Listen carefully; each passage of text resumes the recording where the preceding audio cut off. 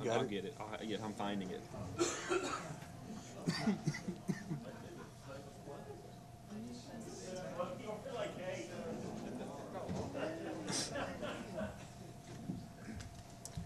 Come closer, friends. You can feel free to come closer if you'd like.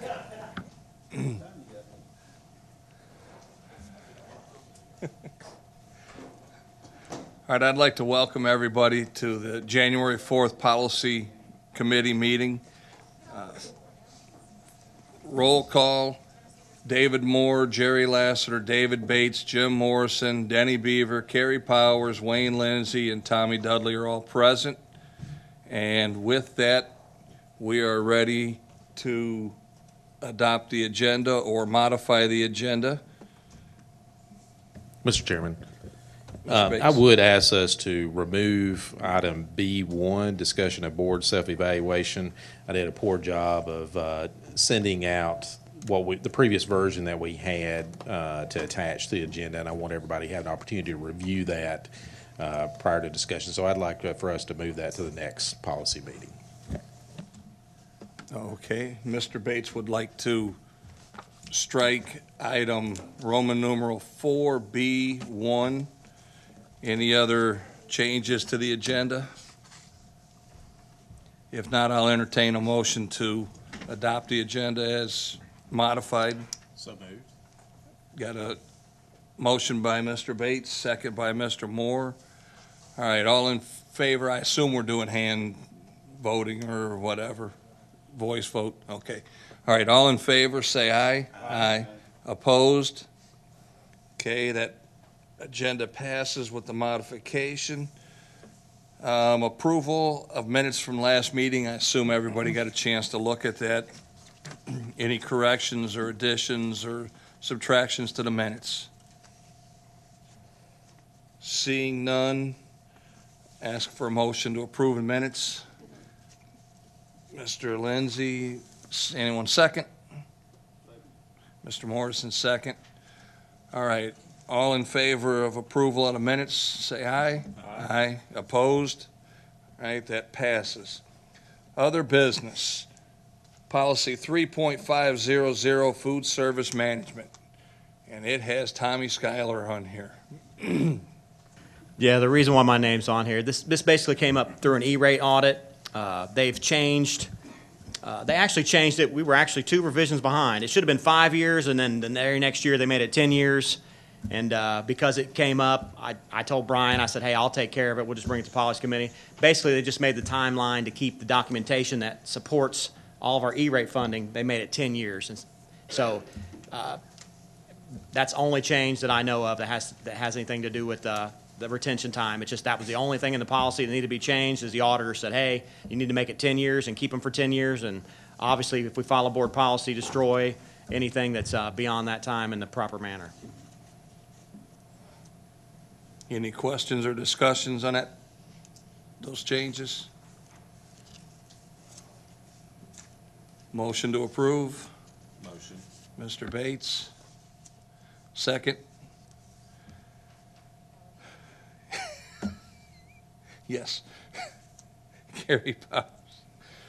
Thank you. Okay, all in favor, say aye. Aye. Opposed?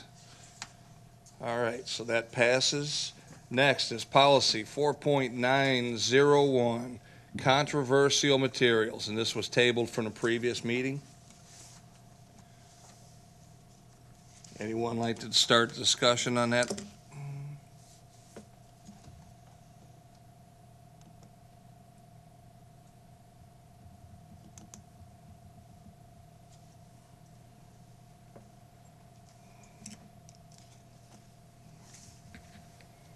Sure.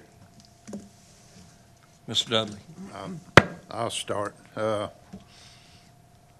Basically, from what I read here, it says that we're going to allow a parent to request that a student not be forced to read certain books or materials or participate in certain activities. But it doesn't say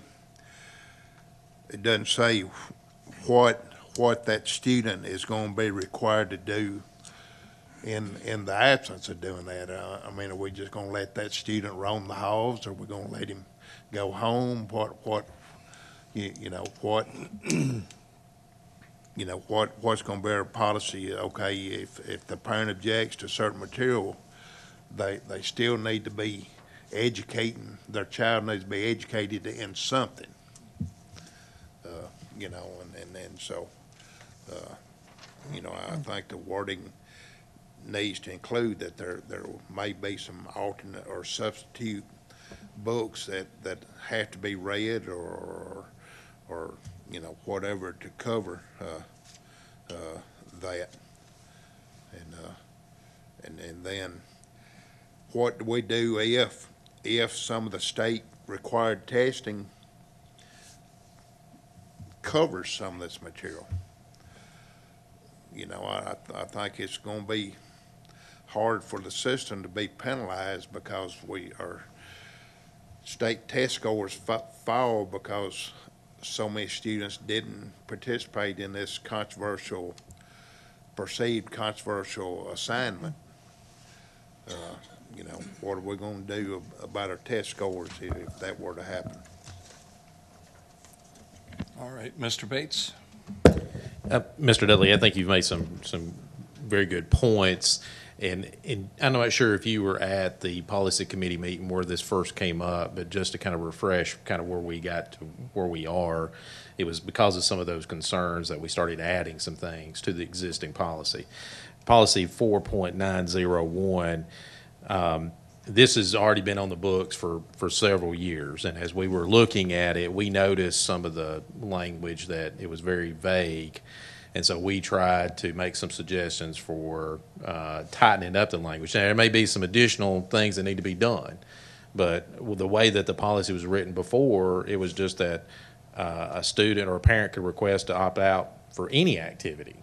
It was just that broad. And so we narrowed it down to an activity that is controversial in nature. Now, it may need to be additional language that may need to be added. And then also the point that you made about the state testing, that I think it's a valid point too, and that's where we've had previously asked a proposal for discussion that where it is under the control of the board, the student would not be penalized academically. Prior to that, though, the language was that a student would not be penalized, and we got into the discussion that, well, how can we control that if the child is required to take a TCAP test and that's on there? We have no control over that. So that was on that language. So I just wanted just to kind of refresh everybody's recollection, but there may, by all means, there may be some additional language that needs to be added to further tighten that up. And thank you, Mr. Chairman, for your comments there, and I understand that, but this is just like anything else. Once we open the door and we actually look,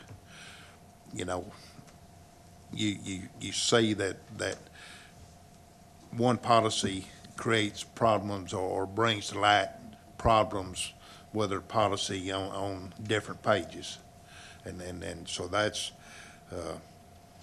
that's the way it is perceived by me. I mean, I realize this has been there and we are tightening up some, but we have to recognize that we do allowing a student to opt out at a parent's request will require something additional to occur. I certainly don't want that student just being sent to study hall or to a library or this or that. If they opt out of reading one book, they should be required to at least read another book. And, so, I just like to say, I don't know what the actions will need to be to address my concerns, but that's what I see. Mr. Moore? Thank you. Again, I'm trying to refresh my memory as well from some of what we talked about this before. And I know my concerns previously were that, and I know we have some principals here and the director, obviously. If I'm not mistaken, this exception in the past has not been widely used. If I'm not, I think principals have said that, or at least it's just not occasional. So I don't think it's ever historically again, that may change, but historically, I don't think it's been a major issue. And if I'm also not mistaken, this was my concern, that we do have, although this is policy level, we do have at the procedure level at the schools, a process of what would take place as far as those replacement classes. Is that is correct, Mr. Director? Or Yeah. okay, so for example, if someone does opt out of a book, usually this is done with, in the past, has been done with a specific book, a story or a book. Okay, so in that case, then the teacher or this individual school does have a process for a replacement book or a replacement story, I would assume that is, and that's in your procedures at the school. Okay. How would that be handled if somebody, I know, going back to what recently took place, maybe an entire section of a textbook? How would we, is that just going to be a case-by-case basis? What alternate material would you do at that point? I think depending on, we were just offering alternative assignment depending on what the nature of, the parent request. In my experience in the past, I think I've dealt with this once before where a parent felt like the story was controversial or maybe offensive to, I think it was to African Americans even, and we had the story reviewed by the publisher and by the textbook committee again, because the textbook committee, the state textbook committee had approved it, and of course, in light of that, they did review it again and didn't say that they thought there was anything offensive, but however, we did give that parent the opportunity just to read another story. I think the idea that we were looking at was the skills that were in that story, and that's what we did, is just made an alternate assignment where they could still pick up the same skills. Well, I guess to address my concerns that I had had before, so we do have procedures in place both for alternate material and how to deal with the answering this question if the parent comes to you saying it's controversial. So if I'm being told that is in place at the school level, that satisfies my concerns. And I don't know, I guess Mr. White might have worked with somebody in that particular situation. I can't think of. I've only had one experience, and what we did, it was a case-by-case basis, and we worked with the teacher and the school to, provide an alternate assignment for them. Can you think of anything? The only one that I have been a part of is an AP class where there was a particular book, and I promise I can't remember the name of the book, but every year there's one person that will call our office and say, my son or daughter is not reading that book. It's just happened it's just been the same parent both years because their child took the class. And we found an alternative assignment for them. And that's it. They were pleased with that. Thank you. Mr. Bates? And I guess that brings us back to the question before us is, do we leave it as is to trust the judgment of our teachers and our principals to figure that out? If the parent does ask for a particular subject for their child not to be taught, do we just do what we've been doing? We trust the teachers and the principals to figure that out for an alternate assignment, or do we need to add something in this policy that would say that? So I guess that's kind of the question before us right now. Well, if you guys are amenable to this, we can add language in here that says the director of schools will establish a procedure for enacting this policy, and it will be communicated to the board annually. We could do that.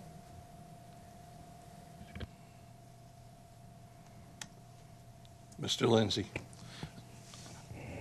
I think we've got to leave the majority of this up to the director of schools, principals anyways, because if not, then we're going to have to define what controversial is, and we're fixing to open a can of worms. And so I think that maybe leaving this a little bit more vague may be the best case for us, and kind of as Mr. White and Mr. Gaines said, I don't think that this is a common problem. So I think it's something, I think the less we do with it, the better off we may be, but that's just my opinion.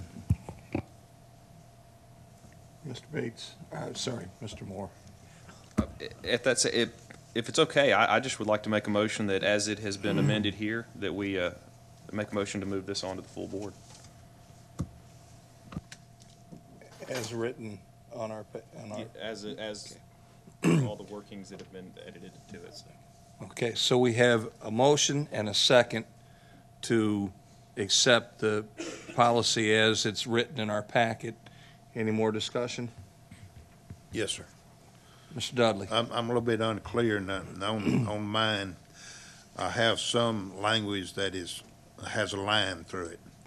And then I have portions that are in two different tones of color. Let me just, line 2, that is controversial in nature. So what's in red stays along with what's in black. Okay, all right. All right,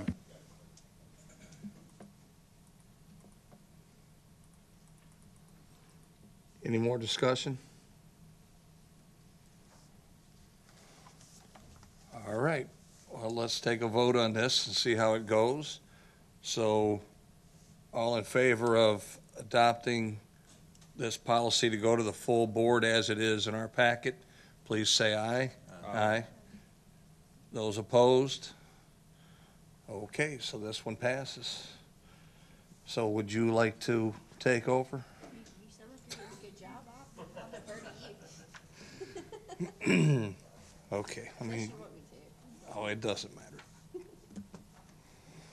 All right, next we have from Williamson County Schools is policy 4.2094.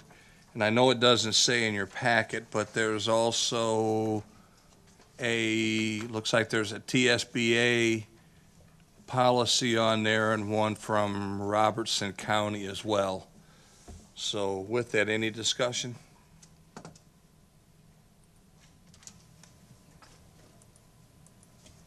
I got some. Mr. Moore? Okay. Apologize. I'm trying to get to the right page here. Okay. I was going to say, can we, I know this has been kind of a couple of months going here, and it looks like the packet that was on the website is a little different than what was emailed, because I only see I think the generic TSBA went in the packet.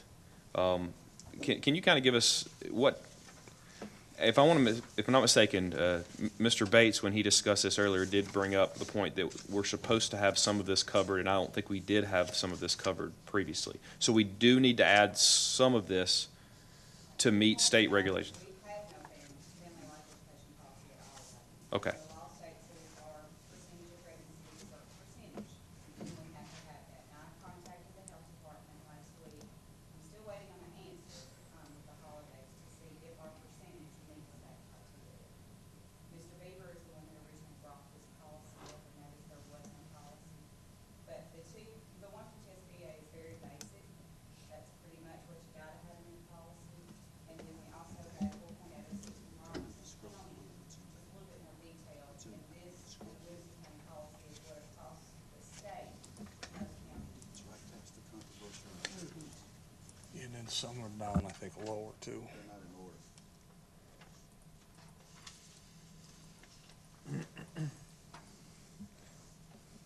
They're not in order. Thank you.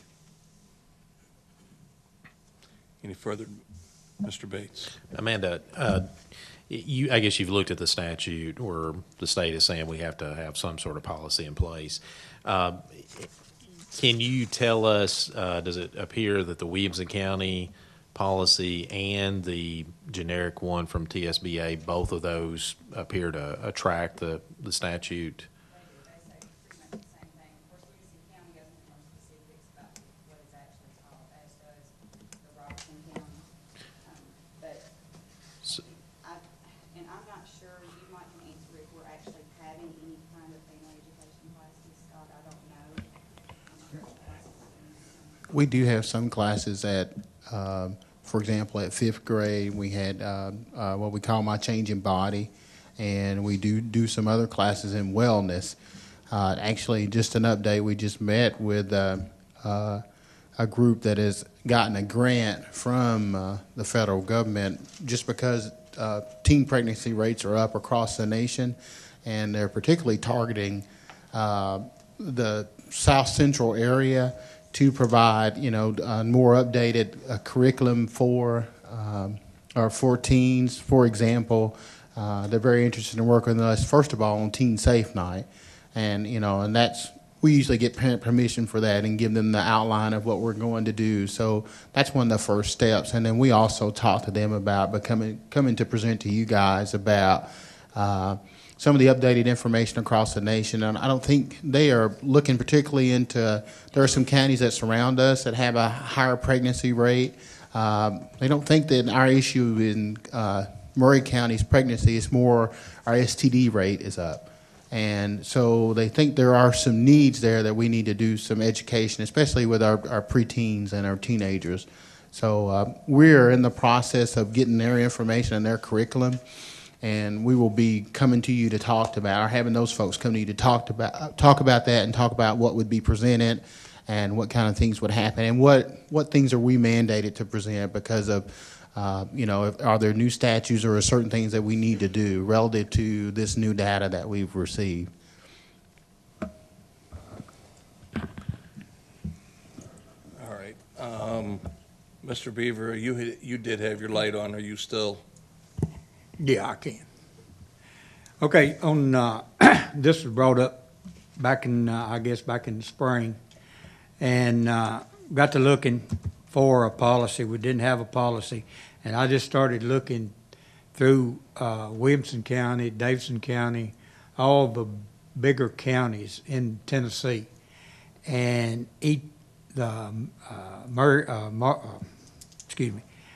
Williamson County, Davidson County, Knox County, and there was a couple more that they pretty much used the same format, the same wording as Williamson County, And so that's the reason I, just brought this one before the board, because, it pretty much addresses what state is required by the state. Mr. Moore? I just want to make sure I'm completely clear on this. We do not need this policy if the percentage of pregnancies in the county is not at a threshold. Is that correct? Okay. So having this or not really kind of hinges on the answer you get back on that. Now, if that is the case, what you're then saying is the standard TSBA policy would be kind of the bare minimum that would meet, based on TSBA's recommendation, that would be the bare minimum to meet the state requirement for having a policy, period. Which I looked at as well, and I guess this would be a question for the director. I'm assuming the second part of this we would need to implement a procedure for what's included in that policy. Sorry, I'm flipping between pages here. Is that something that we already have in any formal shape, or is that something we're going to have to be kind of putting together, again, depending on the percentage? Yeah, again, I think years ago when our pregnancy rate was up, we did have some things in place that we did. The pregnancy rate had been down, so we haven't had that need. So yes, I would say we would come back to you and say, here is what's recommended, and then we would, implement that process of this would be taught in whatever grade, 5th grade, 6th grade, 12th grade, and so on. And then we would put a process in place to make sure, where are we going to teach this? Is it going to be taught as a part of the wellness? Would it be taught as a part of, would it, and especially in, I would say in 5th grade, it might be in a homeroom class or in a social studies class, we would have that, or whether or not we would work with a consultant to help us, deliver that curriculum.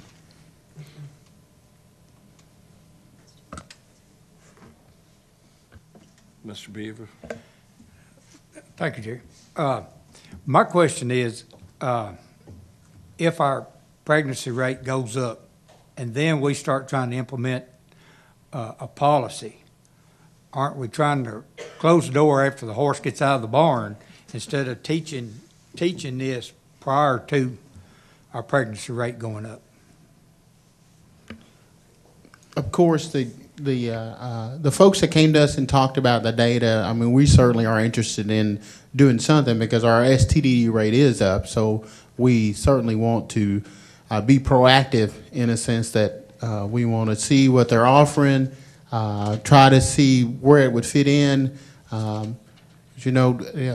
Like we say all the time, we tend to be a melting pot, and are we going to take away some math to teach this? I mean, I'm not saying we don't want to do that, but we'd have to see where does it fit in. We know this is important, how can we fit it in? What needs to be taught and how can we fit it in as best as we can so we know that it's, administered with fidelity and that the students get it and then we're able to measure the impact of it. Make it a PBL focus. Yes. All right, is that it, Mr. Beaver? Yeah. Okay, we're gonna go Mr. Bates, Ms. Martin, me, and then Mr. Morrison. I was just going to say, I haven't had a chance to study this statute in detail, and I've got a copy of it if anybody wants to take a look at it. I think we may have to have the family life education if that pregnancy rate gets above that certain level mandated by the state. But then also, if we offer sex education, do we have a sex education course anywhere in the district?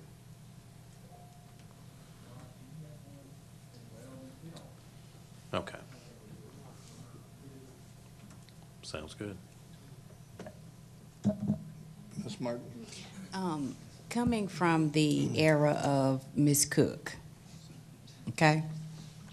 Norma Cook taught teen living, okay, at Whitthorne Middle School. Now, I will say, 37 years old, I've got plenty of friends that had students walk across the graduation stage last year. So that means they were doing some things as a teen, okay? Now, I think that Mr. Beaver has raised an excellent point at being reactive when you have stated to us that, pregnancy rate being what they require, but we are aware that there's other things that are associated with sexual activity or the family life education course curriculum or what the core could be. And looking at what he provided from Williamson County, these bullet points that are here for them was exactly what Ms. Cook taught in teen living. And so I think it would be a great thing to be proactive if you are stating that the STD rates are up and we are questioning the pregnancy rates and we are going towards trying to educate every child for life, and that is a part of life. So I think that the minimum that she gave us at that time was adequate information because we cannot assume that people are getting that outside. And I think it would be a good thing for us to look at some models, some other counties that have implemented something that could be across the board good for our county and our children. And it has been done in our county before, is what I'm saying. And I just want to say that I looked through all three of these, and at first, I kind of gravitated towards some of the shorter ones, and the more I kept looking at these, the more I kept going back to Williamson County's, even though I know it's more detailed and more confining to the administration. There were a lot of things that I did like about what was spelled out here. The one thing, though, is that, we would have to reword the opt-out part a little bit if our opt-out policy changes. But for me personally, I ended up gravitating back to the Williamson County out of the three that were here.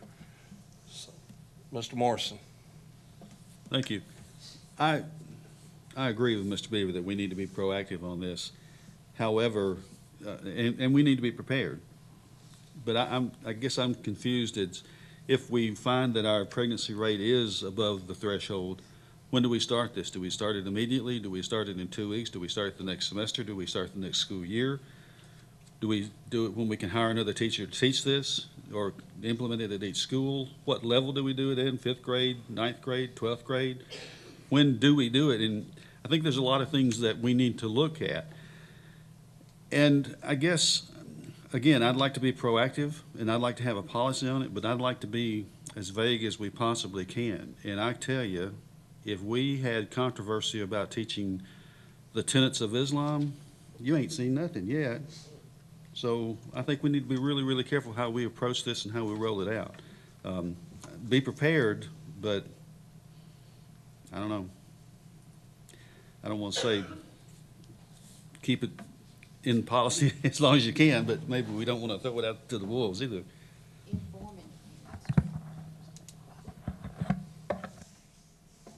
Mr. Bates. I mean, we certainly don't want to shackle ourselves any more than we have to, but there may be times when it's justified if the circumstances warrant it. But with this particular matter, this is being dictated by the state. This is being driven by the state. We may not have any option. And looking at the statute, this has been on the books since 2012, and it actually goes on to say that once it goes over that threshold, we are mandated to offer the family life education, whether we have it in policy or not. That's a state requirement that we should already been following if our pregnancy rates are above that amount. And then the statute goes on to say that if we fail to, they can withhold funding from us. So this is another, I guess, example of a lot of the control and the authorities are coming down from the state. The state is telling us this is what we are supposed to do. So.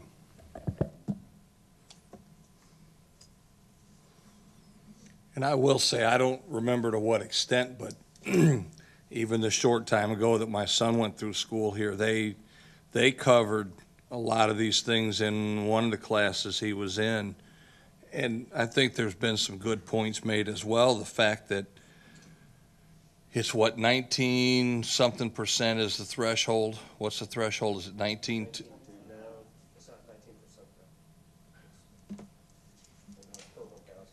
19%. Okay. Okay. So let's say we're just under the threshold. Let's say we're 75% of the threshold. That's still 75% of our students that are going to have issues that are going to alter their lives drastically.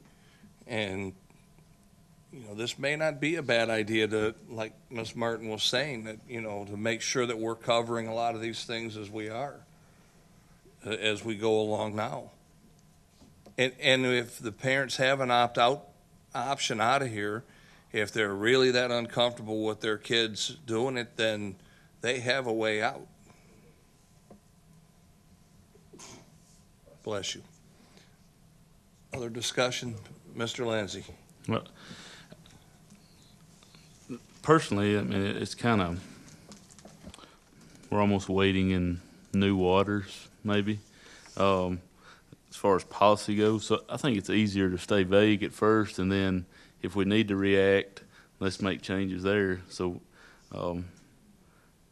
so along with saying that, I'll make a motion we adopt the TSBA version of this. Okay, so we have a motion and a second to adopt the TSBA version. Any other discussion? Mr. Dudley? Thank you. I agree with Mr. Lindsay. I think we sort of need to ease into this. Also, I do agree that we need to be proactive, but I think this will allow us to continue looking and finding, with the discussions with the health department, finding whether we have that issue. Although I would like to get with the state people who wrote that policy. I don't know where they come up with that 0.5 pregnancy. My education, you're either pregnant or you're not pregnant. So I'm still curious as to how they're able to come up with that 0.5. But anyway, I think this allows us to be proactive. If we find that our numbers do exceed the state guideline, it allows Dr. Marzak and his staff to develop a program and a policy or to tell us how they're going to address incorporating it into our education of our students. So I certainly don't see anything wrong with us getting this in our policy manual. Ms. Powers? Just to be sure I understand, right now what we're talking about is putting a policy on the books. So we have it in place so that if our pregnancy rate hits 19.5. No, if 2 kids out of 100 get pregnant, we implement it. Okay, well, what's crossing my mind is if our STDs are up. Yeah, because it's 19.5 out of 1,000. which means that's a 2% pregnancy rate. Because we can't have one and then 0.95 as pregnancy. So 2 kids get pregnant, we implement that policy. We will be coming to you with a proposal to look at new curriculum that will be, like you said, that will meet, that will be proactive to the STD rate. The folks that work with the health department are gonna present the data, so you'll have that data and you'll know that this is why we wanna be proactive, and we're gonna offer some measures that we might do to implement in the system. But we're gonna offer, let you, review it before we move forward. I mean, I still think this is just a good thing for us to move forward with now. I mean, if our STDs are up, kids are doing things that can increase their likelihood of being pregnant, it's just revealing itself in STD rates right now. So I guess I just feel like, you know, I'm ready to see this implemented and implemented well, and I feel like, I feel like everyone's talking about this like, oh, well, if we have to, well, let's just do it and do it well. So, and I will call, if you want, I want to know, like, what is our STD rate, and like, a lot more information than just our pregnancy rate. And the health department can be a hard system to navigate. If you want, let's talk and I'll do that. And like we said, we met with a group that is going to, they have a grant from the federal government that they have looked at our data and came to us with some recommendations. One of them was the STD rate. So, What's the name of that group? I'm going to tell you. Are they the one that are reaching out to Lori about Yeah, they that? reached out to Lori. Well, let's talk about that too. Maybe that's on a side note. But anyways, I would, you know, let's move forward and just do this and do it well, and not be kind of begrudgingly pushed into this because the state gave us some arbitrary, well, it's not really arbitrary, but I mean, kids are doing things that are increasing their likelihood of getting pregnant. So let's just make them empowered with some knowledge. Mr. Moore? Yeah. I just wanted to say, I mean, I know on the motion on the table is to adopt the TSBA version. I will be voting against that simply because I would like to see us go ahead and put a solid policy in place. And I feel like the example we have of the Williamson County policy is solid and it spells some things out. And so that's the direction I'd prefer to go.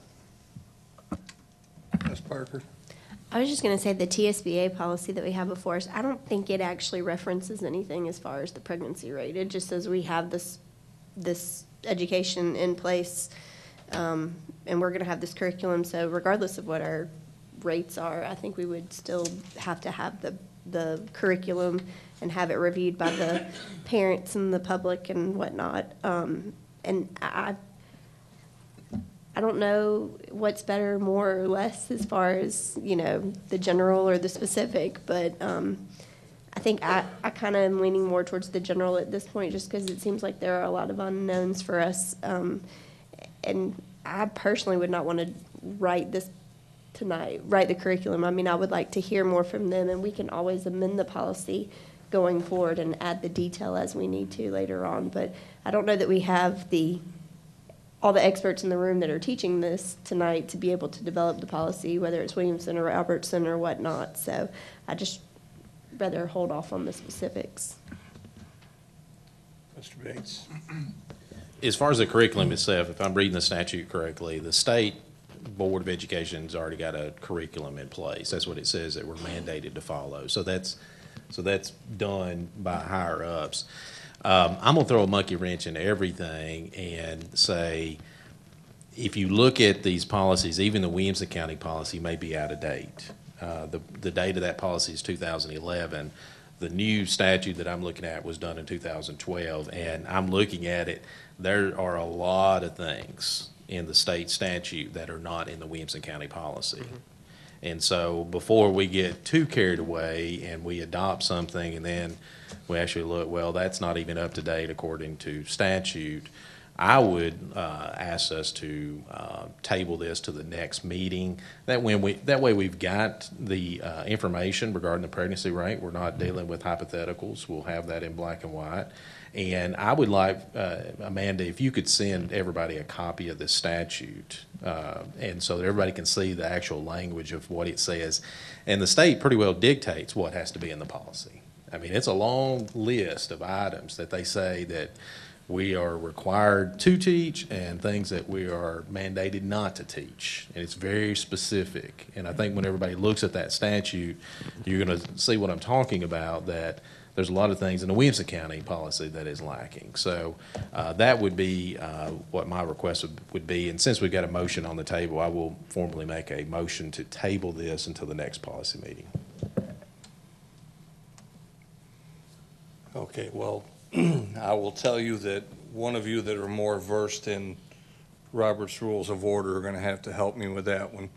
What I would like to ask is that Mr. Morrison and Dr. Marzak, is it all right if they speak before we act on that motion? Well, actually, if you need to have a second for the motion or it dies, so you need to take care of the second if there's going to be one. I'll second it. Okay, so we have a motion and a second to table. Well, as part of the discussion, I appreciate Mr. Bates's request there.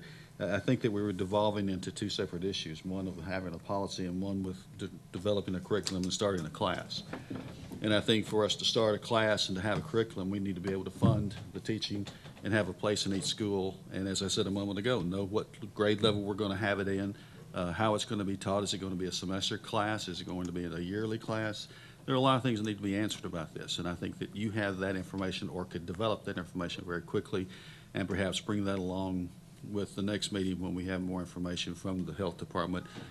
And, you know, I understand that STDs are an important thing, but so is heart disease, so is all these other things. And I'm just not sure that as a school system, some of these things we need to be attacking. Maybe the health department needs to partner with us and do some of these things. Perhaps like Mr. Gaines was talking about. Just a feeling. Good point. Thanks.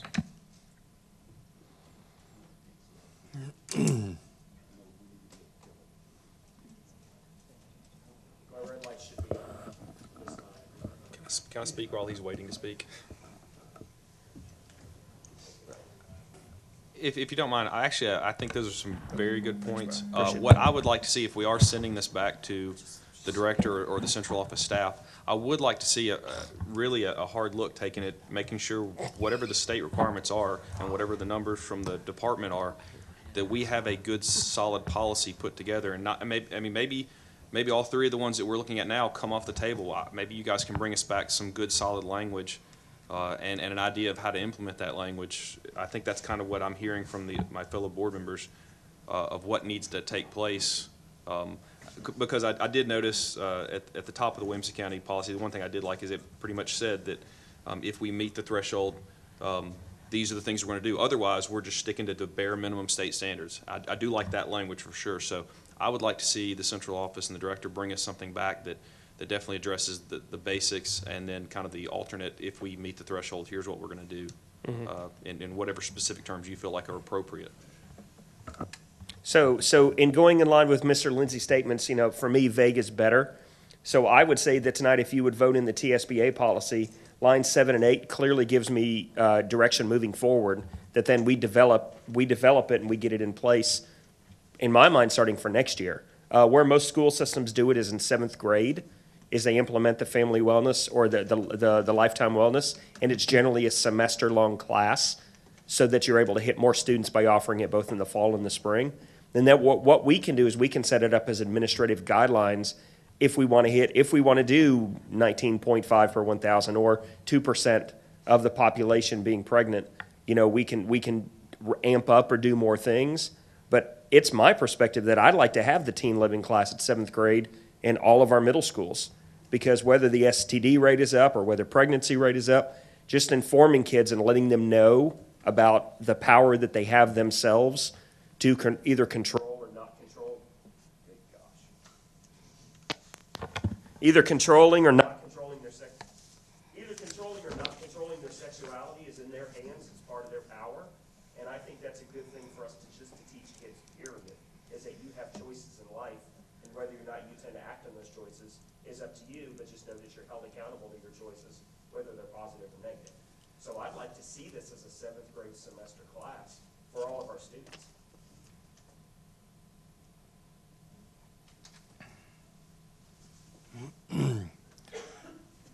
Okay, if you will all help me with this, we're gonna take a vote on whether or not to table, and if it's not unanimous, then I'm gonna need some help here, knowing which way's which, but, okay, there's a motion that we table this and allow the administration to come back with more detail as to how we would present it, correct? And then the full procedure, or the full statute and procedures there. So, all right, we'll go ahead and vote on that. All in favor? I'm sorry, yes, it's to table to allow a more complete and thorough. Punt to the next meeting to get more information. Okay, so this is a vote to table. If you vote yes, then you are voting to table this until the next meeting. Okay, so, sorry. All right, so all in favor to table, say aye. Aye.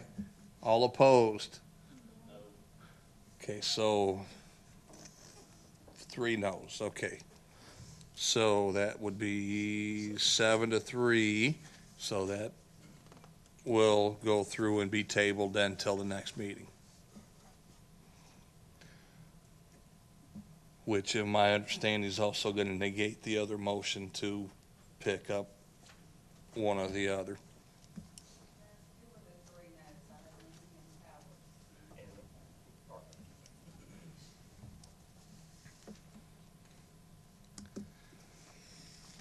Okay. Next, we have policy 6.310, which is dress code. This also is a carryover. And we got more information on this. So with that, would someone like to start discussion? Or would you like more explanation? Well, I know we've got Mr. White and Mr. Ford here, and I know from some discussion that we've had this over the break, y'all were getting more information together. I'd just like to know from y'all if you want us to go with this or if you still want more time for feedback on y'all's part. We've had all the feedback. We've completed our feedback. I've received information from every single, I'll do without it. Okay, cool, you got it. Every single principal that was involved. And you asked that we bring back a copy of the dress code with the red lines strike through it, and that's what we did. Okay, and as you can see, I mean, there's not a lot of red on here. It was just little minor things here and there as far as shirts being untucked and patterns of shirts and things like that. So that's what we lost. Okay? But again, we're happy to answer your question.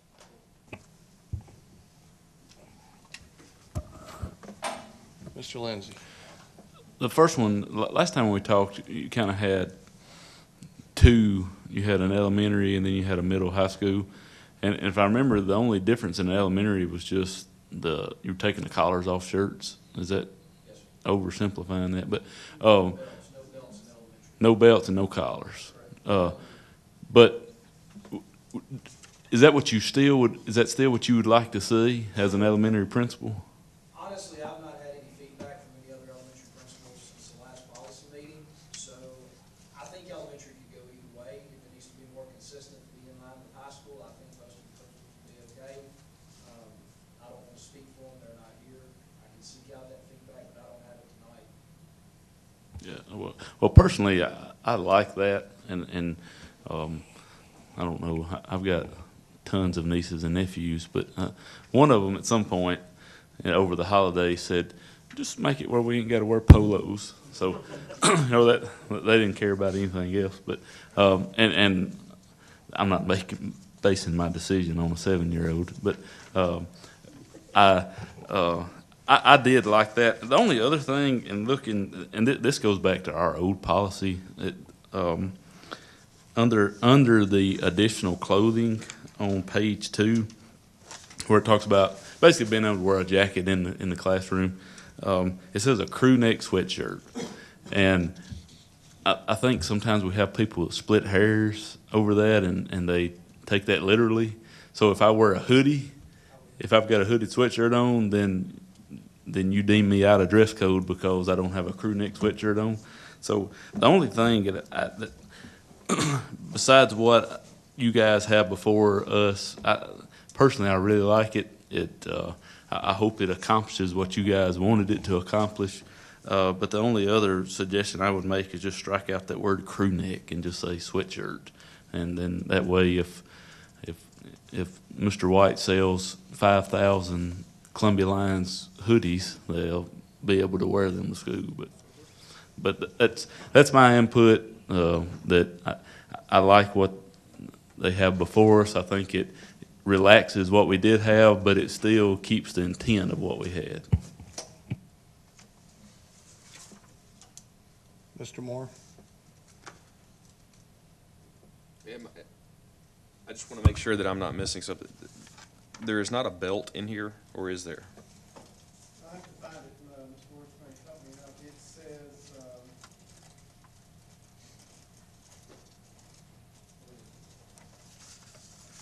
So, okay, I see page 2, number 2. If it has belt loops, that's correct. It's got belt loops and it must have a belt. and we're going to stick with that for elementary school as well. Again, we didn't differentiate. I put one together for high school, for high school. So, I don't know that. Because I would prefer to see, I mean, I've gotten quite a bit of feedback, and again, having a 6-year-old myself, on a little boy, I've gotten quite a bit of feedback on the belt issue of running out of time, and that just seems like a really simple thing we should probably address. Elementary's wish is to take the belt out, while on the high school level, our wish is to keep the belt. And the middle school level as well. Middle school level. Keep the belts as well. Yeah. How could we?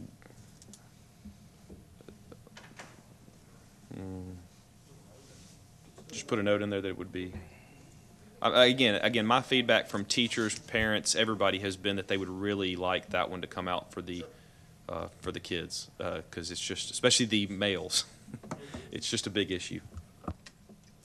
What about if you had like a parentheses after that sentence that would basically say, belts, at the elementary level, belts are discretionary to the principal?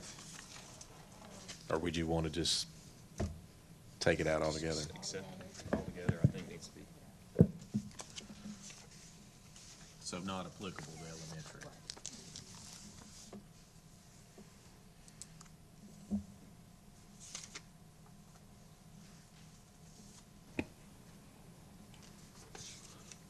So like, if you're thinking of wording on page 2, at the end of the first sentence, maybe add in there in front of all, for all grade levels, I don't know how to say it, above elementary, that next sentence would apply. He just said no. I was just gonna put at the end an exception and then put in elementary belts are not required. Okay, that's even easier. Mr. Chairman, Mr. Lindsay? could I suggest that we do the same thing on the first page with the word collar? If that was for elementary, that a collar is accepted but not required, or however we wanted to word it.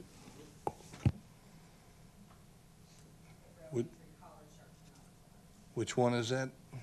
Number B, under B.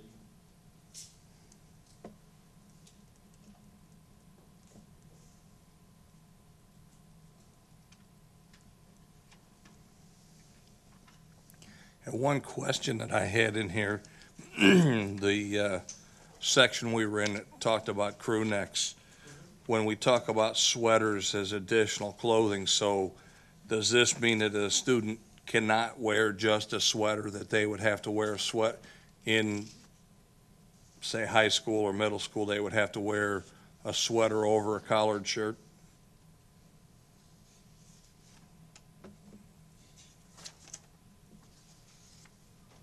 Our belief would be no, from what I remember from our principal.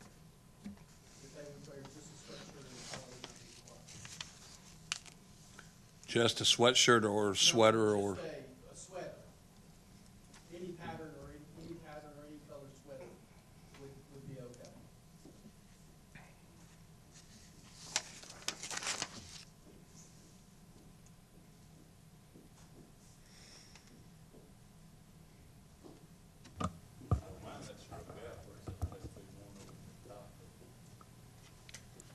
Yes, and it struck out on mine too. Because it fell under additional clothing, I just wanted to make sure that what the intent was, put it that way. Mr. Moore? Although I tend to agree with that, I'm worried interpretation is going to get kind of, if I'm understanding you correctly, by striking out the over the standard attire, someone could just button up a single blazer or suit jacket and not wear anything else under it. Good point. And I'm being a little bit, They can do that right now. and We don't go searching for it until they take it off, and then once they take it off. I think you'd notice a suit jacket with no shirt, and again, and I think I understand but again, knowing teenagers especially, they are going to push this as far as they can.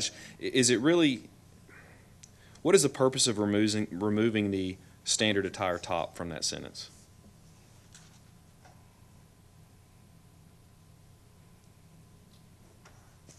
I wish I could remember to tell you this more.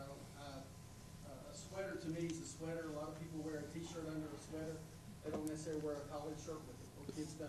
Well, let me propose this to you. Okay. If you left that sentence in there, because that's referring back to the first section B, which would pretty much any shirt that's approved, so they could technically wear a plain T-shirt or a school-sponsored shirt under a sweater. I just want to make sure they're wearing something under a jacket and they're not just, putting something on. I guess that would be my concern. And I guess, In other words, keep the collared shirt and/or a t-shirt. I would say any other approved clothing, any other approved shirt. If it's already approved, I don't see why they couldn't continue to wear it underneath that, would be my thinking. And it keeps us kind of in a safe zone there. but I have to say, as far as the sweater and things go, I don't understand why you would have to wear that over another shirt, because you have the potential to, like, I'm not big on wearing T-shirts. I know some people wear them. I don't care how hot, they'll wear a T-shirt under another shirt.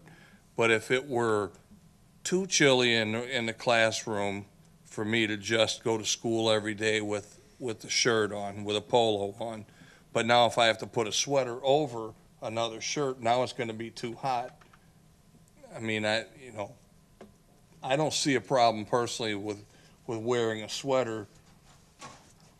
I mean, But a vest would be a different story. But if you wore a vest without anything else, you'd be sleeveless, and you're not supposed to go sleeveless, correct? So you got them there. If they wear, and I understand the point, but realistically, if they wore a jacket and the jacket fit properly and there was nothing underneath it, that's really not that much difference than wearing a shirt that fits properly. That if you wore a jacket, and I'm not talking a coat. Mr. Lindsey, I think the problem that I have along with Mr. Moore is if a young lady decided to wear a blazer to school with nothing underneath it, that would be a problem. And if a young lady who maybe is mature decided to wear a V-neck sweater with nothing underneath, that might be a problem as well. It says tops will not reveal cleavage. And I understand that. So there's other places. And maybe we're getting a little bit too far into the weeds with this. Maybe it could be handled by just giving the principals discretion to see these things and correct them if it happens. I don't know. I'm sorry to interrupt you like that. No, and that's fine, because that's what I was looking for some feedback as far as, different options. So, and I do understand that, but, like was said down here, I'm thinking the same thing, that, you got other rules that if you go to the extreme this way, you get hit with another rule, so you still got to follow somewhat of the guidelines. Mr. Lindsay. I think maybe the easy thing to do is take sweater and sweatshirt out of that sentence and leave all those others, because if you're going to wear a blazer or a jacket or a vest or a cardigan or a windbreaker or a light jacket, then you should have and a dress code approved top on under those. So why don't we just take sweater and sweatshirt out and stick that up in the top wear and say that sweatshirts and sweaters Or approved clothing. are approved. And then leave that the way it already is in our current policy, where it says that they have to be worn over a standard attire top. Excellent.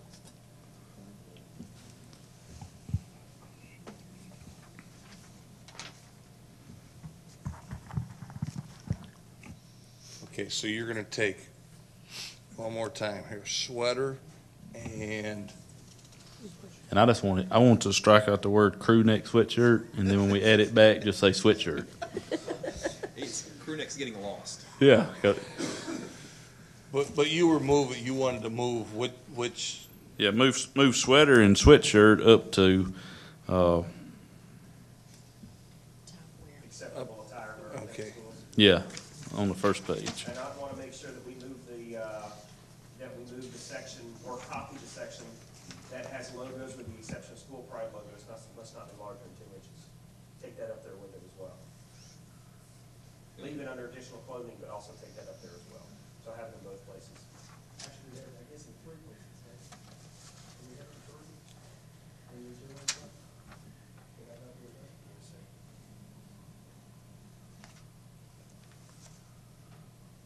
Okay, never mind, it's there in the general requirements. It's number 3, thank you, Roger. Yeah, so never mind. Mr. Morrison? Thank you, Mr. Laster.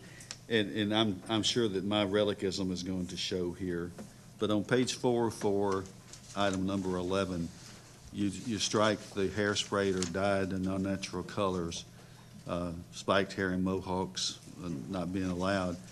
But then in item 14, you talk about extreme facial makeup. Isn't pink hair or cobalt blue hair kind of extreme? These days, not really. Not anymore. We all at the table that day said we could teach a kid with pink hair. Well, then I would come back and say, can't you teach a child with extreme facial makeup just as easily? Pink hair is a little different than gothic makeup. It's a little different. We're starting to see colored hair is more mainstream nowadays. You're gonna see teenage girls, like, one of the things that is being found on Pinterest that my own kids are doing is they're dipping their tips into Kool-Aid so that their hair stays, their tips are dyed purple or red or green or blue or orange, and it stays for a couple weeks. That's becoming more mainstream, but if you have a child with gothic makeup that has symbols and stuff on their face, that's a little different than coloring their hair. And that's where the extreme facial makeup that is disruptive to the educational environment follows. Because I don't think we want a child taking mascara and putting a swastika on their forehead.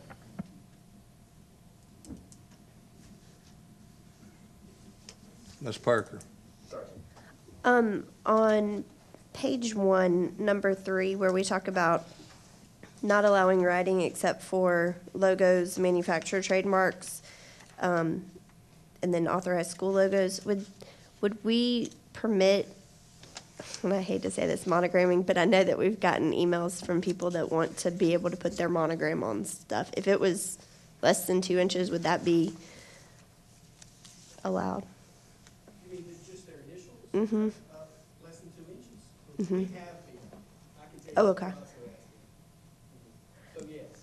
Because I think the way that number 3 is, yeah. So we might just want to add and monograms, if that's what we're doing. And then the other thing I was wondering is, number 3 on the first page was the one I was talking about. And then on,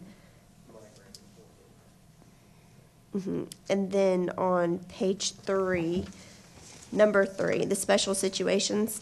I know we've taken out number 3. I was just wondering, I know we have in number 1 talking about homecoming, things like that. I was thinking actually more in terms of for elementary, if you wanted to do specific classes, like if you're studying, if you're studying a certain book and you want everybody to dress up as a character or something like that, but it's only for a class or a grade level, not for the whole school. Do you feel like that would be I mean, I don't feel like that is an instance that would be covered under what we currently have. I feel like number 3 would have addressed those type of situations. I've taken liberty with number 1 as it's written in the past. I had a 4th grade teacher in the project, I think it was on Pilgrim. Kick me out. Dress up like Pilgrim. I let her. Okay. Based on number 1. It was one class of about 24 kids. Now, I may have been mistaken there, but I mean, I just, that's the way I interpreted that. If that's how y'all are interpreting it, I'm fine with that. I just want to make sure that we're being fairly liberal in making sure that we have those opportunities as well, because I especially feel like for elementary, they need the chance to do that. Well, not only the middle school, Whitthorne's been doing a lot of things lately, as far as school pride days and hat days and stuff like that, to really get student interest back up in schools, so. That's good. Mr. Lindsay. All right, I said I don't listen, I don't make my decisions based on a 7-year-old, but, but what Ms. Powers just talked about, I mean, Ms. Powers, Ms. Parker talked about, both of them start with a P. What you talked about the monogramming their initials, I had the same argument with my wife. I think if you do that, you open up a can of worms there. If you say that you can monogram, okay, now I'm going to monogram, not my initials. I can monogram anything as long as it's less than 2 inches, and it's not vulgar and it's not offensive.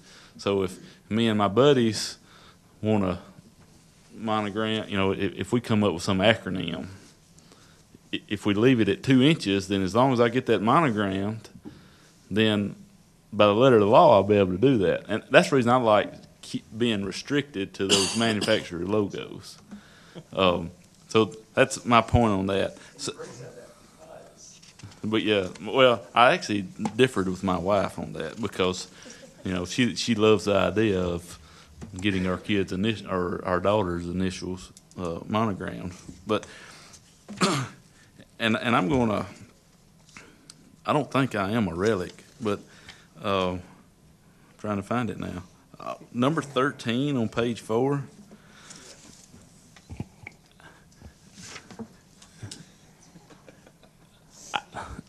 I'm going to try to say this the best way I can and not be offensive, but do we really want nose piercings? We've already got little girls with, whatever, help me out now, ladies. Just a little one sitting in here, and it's illegal. And I'm cool with that. that it's illegal. Exactly. We as principals thought we could still teach that kid with that little piercing and sitting in there. All right, I'm gonna go Mr. Morrison on you. Can't you teach that same kid that's got a rod through their eyebrow? We're not allowing that. But we don't. Yes, Mr.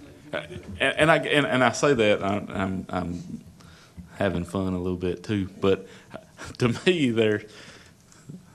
if there was any body part made to pierce, it was your ears. And beyond that, I just kind of struggle with that. But All right, I have a question since I've heard this multiple times, and this is one that I struggle with and I get asked a lot. Since we're referring to being able to teach kids, when people ask me, why can't we teach kids that are wearing T-shirts? Why can't we teach kids that are wearing T-shirts? At middle school, high school level. They will be in T-shirts, they'll be in their spirit T-shirts this time. Well, so as long as it's a spirit T-shirt, they can learn in that, but if it's a regular T-shirt, they can't learn in that. And I mean, you can point to me because I wore T-shirts in high school, so you can say if you want to end up like him, then you probably don't want to wear a T-shirt. But besides that, I believe when I taught 23 years of biology, I could teach a kid in anything, and they would learn in anything. So that's my opinion. So yes, I personally thought a kid with a white T-shirt would be okay. Whether they had a white one or a school pride one, I didn't care.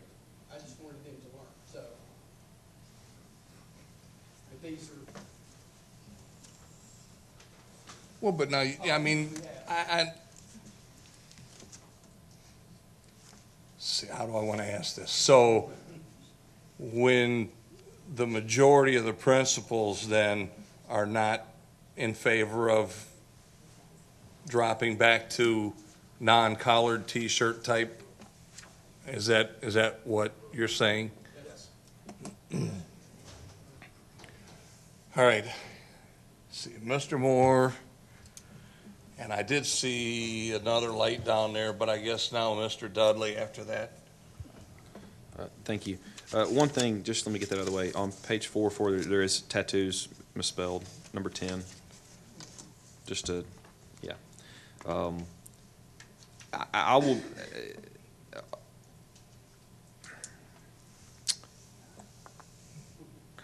for one, I mean, I think it's clear to see that this is something we could obviously spend hours and hours and probably weeks picking apart. And I have some more things I'd like to talk about too, but I'll be honest, I would like to see us move ahead with some of this, and if it would be at all possible for us to come up with a method where we can find the items that we're in agreement on that aren't, for example, the nose ring thing. I have employees that are over the age of 50 that have those now. That's a normal thing in the culture, whether I agree with it or not. But again, in the interest of making some motion here, I would like movement, not motion. I'd like to see us maybe figure out a way where we can, if that doesn't fly tonight, I'm okay with that. Maybe if we can figure out what does. I don't want to get hung up on some of these finer things and kind of slow the whole thing down. If we can find some things that we agree on as a board, I'd like us to move ahead with those. With the full understanding that this is going to be a discussion I'm sure we will continue to have over the next few months and maybe years, and probably have it every other couple of years, as I'm sure historically has happened. But I would like to see us figure out a way, and again, I don't know what the best way to do that is to maybe see these changes that we agree with and nobody has a problem with, and just go ahead and move ahead with something. I'm not stopping progress over Okay. Mr. Dudley. Thank you. I think changes in our society and our cultures it's what's mandated the need for a dress code policy. I mean, I think that's the reason the board developed one in its beginning, because we had parents allowing students to come to school inappropriately dressed. Other students were being exposed to sites that were inappropriate and everything. And then there was a lot of concerns over gang activities as well, and a lot of multiple things. There's never going to be a dress code that completely covers every situation. You know, we're loosening up on the hair situation, but you know, I think we're still going to have kids that will go now to carving messages in their haircuts. We could have one with a swastika in his haircut, just like Dr. Marzak pointed out. We could have one with one painted on their forehead in the makeup. You know, we've got students. Sure, they've got the belt on, but it's 2 sizes bigger than what it needs to be, and it doesn't do anything. It's not cinched up to where it will help keep the pants up around the person's waist instead of down around their knees. So you know, I think we need to just go through these. I like keeping it under board control. At our school visit in December, I tried to listen to some of the what we'd heard the previous month about let the principals and the teachers take control of it. Now, from what I saw on our school visit, we still have principals that are still allowing kids to get away with murder, in my opinion. I still saw pants down the lower part of their hips. I didn't see any right at the knees, but they were way further down than what they needed to be. I saw some tops that didn't exactly cover the areas that I felt like need to be covered. So I like keeping it under board control. But you know, I am not opposed to the changes of loosening up as far as colors and plaid and some of that. But I do have concerns. Even the nose earrings. Are we allowing one nose earring, or are we going to allow 42 nose earrings? You know, people can get absurd with anything. I mean, I know we've got them in the ears. We got more than one earring in the ear now. We got some that have 8, 10 or more.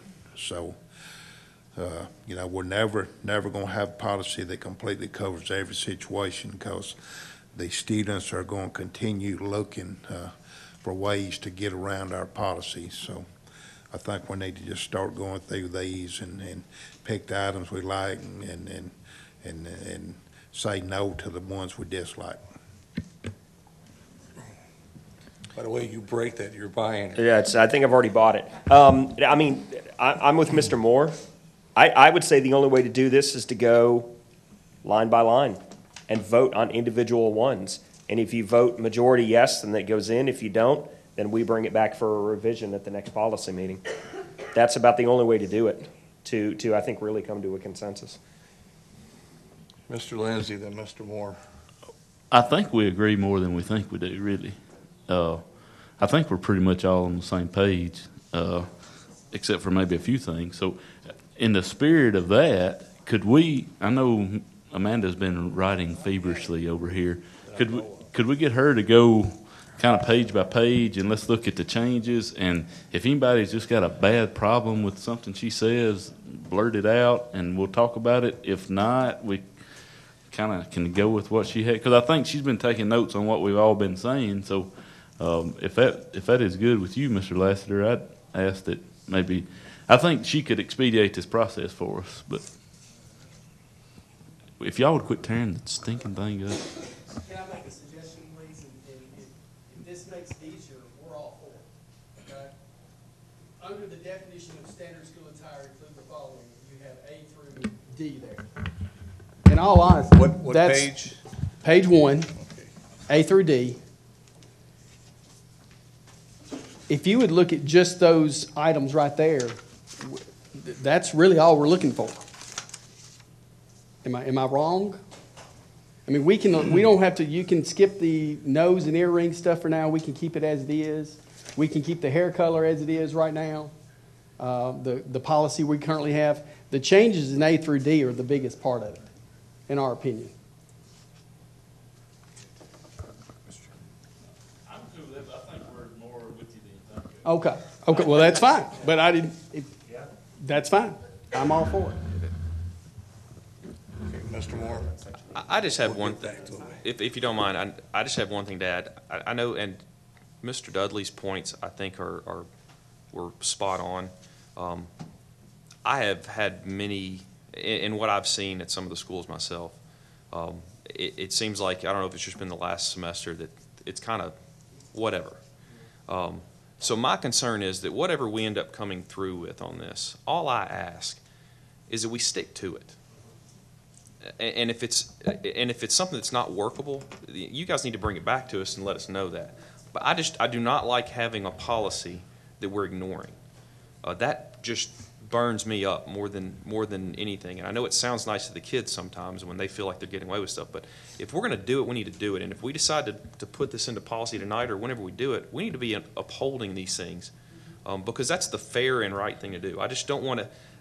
Again, it's been very frustrating to see kids leaving some of the schools and seeing what they're wearing, and they're wearing all kinds of things, and you could just start writing a ticket book full of things that they're doing wrong. And I don't like that. I don't think it's fair to any other kid, because you do have children that are trying, and parents that are trying to dress their kids appropriately, and they're following the rules, and they're walking to school, and there's kids getting away with whatever they want. So whatever we do and whenever we enact this, which I'm sure is going to be another discussion, I just ask that we please, let's do this right and do it. And if we can't do it, we don't need to be, if you can't enforce it, we don't need to be doing it. So let us know before we vote on it. That's all I'm asking. And that's one reason why we started this process collaboratively, with groups of principals meeting together and coming to a consensus on what they were going to do moving forward. Because even I, walking into schools, can say, okay, guys, tell me what's going on here. Tell me why I'm still seeing kids not abiding by a dress code. We met collaboratively. We discussed. You told us what you would like to do. We brought it before the board. We talked to multiple meetings. We went ahead and implemented what you want, and it's still not being implemented. So help me understand why I'm still seeing kids at a dress code. So that's the reason why this created a collaborative discussion. And what you're seeing tonight is being presented by two principal representatives, because it's coming from the principals. So now going back to the whole thing, aligning with the keys and aligning with the budget, it's about, okay, you asked for it, now you got it. Now tell me why you're not implementing it. So there comes in a layer of responsibility. Let me just say real quick, having been through this before, I think one of the things that I see missing out of this process that we're doing is that we've heard from board members, we've heard from principal representatives, we've heard from the director, but one of the things I enjoyed last time, and I'm not saying we have to have 10 or 12 of these, but I enjoyed having public meetings where the public got to stand up and say, this is what we want. And I think that if we were to have, say, even one meeting, I think that would help a lot on our decisions, because I got a feeling that a lot of the parents are going to say they're going to reinforce the things that you all are thinking about. And I mean, I don't think you're going to get a whole lot of backlash like we did when we went to the other standard dress attire, but I'd like to hear some feedback from parents as well. And with it, then we'll go to Mr. Morrison and then Ms. Hargrove if she would like to go through, and if we still want to go through it. Just a little reminder, I sent out personally 800 and something emails. I got 20 responses back, all for the good. You know, the one person about the nose ring, you know, they like the nose ring, but they want to know, was there a limit? You know, that's a great question that was brought up earlier. So it's been thrown out there to the general public. And we've gotten feedback. Mr. Morrison. Thank you, Mr. Lester. With everything that we've done here, and even though I am a relic and I embrace that, just so you'll know, I'm going to make a motion that we approve this policy with the changes that have been made with the strike-throughs and with the red, and also with any changes that Ms. Hargrove has written down tonight. And if you could go through those quickly in a moment, that would be a good thing. But I will make the motion that we approve these changes. Okay, so we have a motion. Do we have a second? Second. Okay, we have a second. And let's go through the changes so we know what we have, and then we'll go for more discussion. Well, just want the changes that were added to the changes already made. Right. Section 1 of the acceptable attire, Murray County Schools on page 1, there was an exception added for elementary that collared shirts would not be required. And also the addition of putting not only shirts, but sweater and sweatshirts also. The next section under general requirements, number 3, authorized school logos and monograms are permitted. And the monograms are permitted. Page 2, the bottom layer. Number 2, there is an exception again for elementary that belts are not required. Under additional clothing, we are going to take out sweater and crew neck sweatshirt and leave the rest of the language, including garments that may be worn over the standard attire.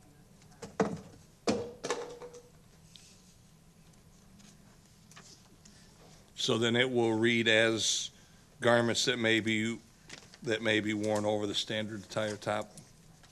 The vest, cardigan, windbreaker, or light jackets are permitted as garments that may be worn over the standard attire top. Excuse me, back to your bottom where we're making a statement about belts are not required for the elementary. can we add a phrase, as long as the student is able to keep his pants up? I mean, some of them need a belt just to keep their pants up. I mean, whether it's elementary or high school, I don't want kids exposed to a kid running around in his underwear. We've, So, yeah, we've got no sagging in here. okay.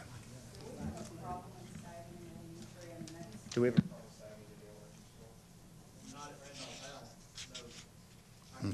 I can't speak for the other schools. I would not think that would be common. I haven't seen it at all at the elementary schools, Well, I and mean, all the ones that I've visited and walked around to. You know, like I said, I don't have any problem with a student not having a belt as long as they're able to keep their pants up. That's, you know, but if a belt is required to keep their pants up, you know, they have to have a belt.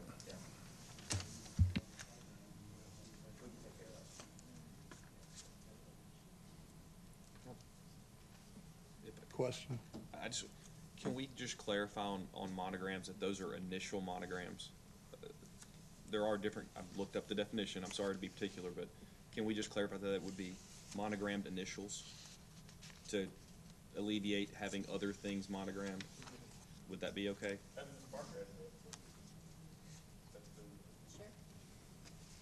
I'm just trying not to open the door too wide to just whatever letters you feel like putting on there.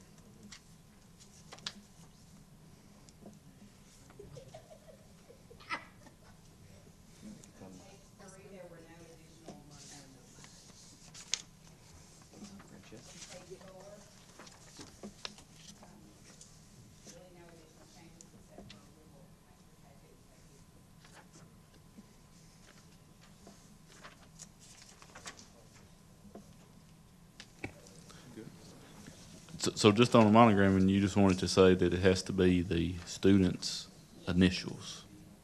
Is that cool? Initial, student's initials, however you want to word that. The authorized school logos and monogram initials are permitted, is that too general? Students. Student initials. Somebody else's initials. That, whatever.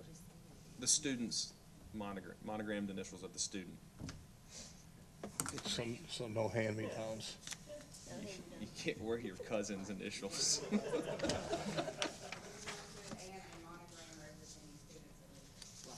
See, that's all legally. I like that. Good job. You want to say own student initials? Oh, my. Because I can say Roger's initials, because it has to be a student's initials. So it'll be Roger's. People would talk. Okay, so I didn't quite hear. It was monogrammed. Authorized school logos and a monogram representing students' initials. A monogram representing students'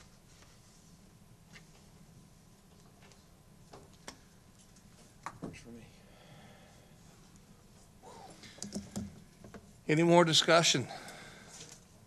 Anybody want to table this? Just kidding. Just kidding. No, I do want to add one thing, kind of what Mr. Moore said. Whatever, if this is what we do, let's just do it. And don't do any less, don't do any more. Because I got a complaint today of a certain school administration won't allow their students to wear jackets in the cafeteria. But maybe I understand why, but they don't have anything to back them up. Our policy doesn't say that. It says you can wear a jacket, but it doesn't say that you can only wear it in the classroom. And those are just kind of things that kind of drive me nuts. So, thanks. And along that line, are we still doing the no pocket jacket sweater deal in the cafeterias? I know that they were when my son was in school. You weren't allowed to wear Hoodies. out. Well, but if even if it wasn't, if it had pockets, you weren't allowed to wear it through the line. We're allowing, hoodies have pockets, so. Right. Springfield Middle School. Not in the new one. I'm talking currently. What we're doing currently. Are we still doing that currently? Do you know? Because they said students were going through the line in the cafeteria, and procuring Oh, more. Schools that were having that problem, and they weren't gonna allow the hoodies to be worn in the cafeteria, but I don't think that was ever a policy Well- that nobody could do it. To go to Mr. Lasser, yes, there are schools that are currently using that rule. That's correct. And I think Mr. Lindsay's point and my point is, I don't want schools, unless there is a specific reason, don't be expanding on this policy more than is there, and don't be shortening it any more than is there. Again, I think it's only fair to because I've had the same concern where students or parents have come to me and said, well, why are they making my child, again, I brought it up at the last meeting, at one point at Spring Hill Middle School, they were making them tuck in sweaters. That was the interpretation. Again, I don't know where that came from. It's absurd that you would have to tuck it in, but they were literally checking them at the door as they walked in. So again, I just want to make sure if it's not in here, unless you've got a safety reason or a reason that you need to be changing that, and if it's that big of an issue, you need to bring it back to us so we can put it in here. Yeah. I think that's where we're going with the discussion on that. So basically what we do is once this is done, once it's voted in, we're gonna do a training for principals so that everybody's on the same page, so that everybody knows what we're doing moving forward.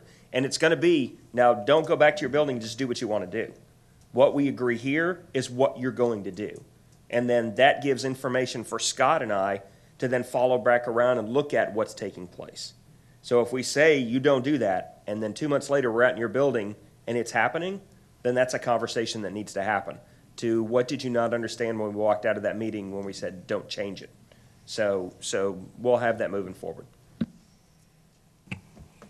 Mr. Lindsay. And I think maybe there's an elephant in the room. We have a motion to approve this and a second. Is that motion for it to go into effect as soon as when will it go into effect? Will it go in as soon as it goes through the full board? Non-policy's posted for 30 days. When we post it for 30 days, it didn't vote on it. In my intention. So you're, I mean, and I'm just clarifying, you're fine with, it'll be posted for 30 days? Of course, it'd have to go to the full board meeting in January, so it'd be 30 days after that, the February meeting, so. It won't be a February 28th meeting, so it'll be March. So maybe somebody makes a motion to waive the rules on that or something, but anyways, possibly, I'm going around the world to say that it could go into effect in the middle of this semester. Yeah, I think unless we put some strings attached to it, once the policy's been enacted, it's in effect, unless we said otherwise to say we want this to be delayed until a certain time. Yeah, because the current dress code fits into this. So if kids continue to wear what they have now, they're still applying by the new dress code, but they can wear a school-sponsored T-shirt the next day and they're in dress code. So. Mr. Dudley. I mean, I don't have any problem with us making our change in the end of February or March or whatever, as long as we enforce the current dress code until it goes into compliance or in effect. And that's, you know, I think the students can live with it for that length of time. I think most of the parents have already bought the school attire for this year, and so there probably won't be a whole lot of change. But you know, I just want us to keep our current thing in effect until we do pass it and it's posted. And if I could get a head nod from the board, I can convey that in an email first thing in the morning. And then on January 29th, just to let you know, we're going to have all principals and assistant principals in this meeting for a budget and keys to college and career readiness development meeting. We can go ahead and tack on new dress code to that meeting. They're all going to be in the room anyway. So we might as well just do that as well. And then that'll be the day after the board meeting and then information moving forward. So if you guys are all in agreement with what he said, you still have to enforce the dress code as it is until it changes. I can express that in an email and we can do our training on the 29th. Why would we do any different than what we're doing today? Good point. And something that I did not take the time to do, but I was thinking about doing it is, and this might, you know, it just as a suggestion, it might be helpful to parents and students and teachers and whatnot is I was gonna go through and make a quick chart as far as, just a quick yes, no.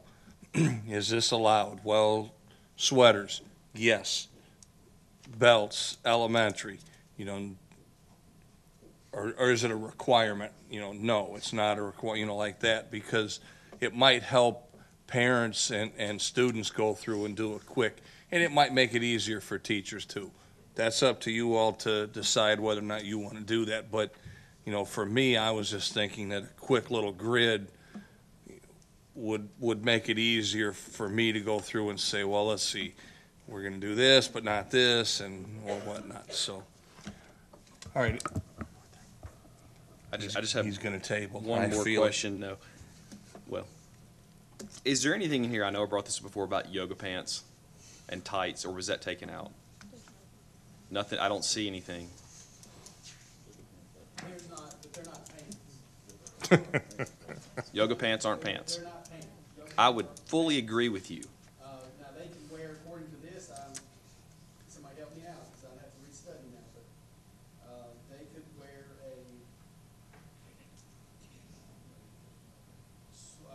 a dress to 3 inches above the knee, and they're perfectly okay. Underneath, But your argument would be that they could not wear yoga pants by themselves, no. based on what part of this? Joggers are not pants. Those are what you're calling joggers? Yeah. Because joggers are a specific kind of pants that have a little flare at the hips. Really?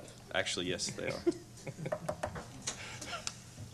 I bring this up only because you guys are going to have to defend this when a student says, yes, these are pants or yoga pants. I have a daughter that's 15. You'll get there eventually. Good point.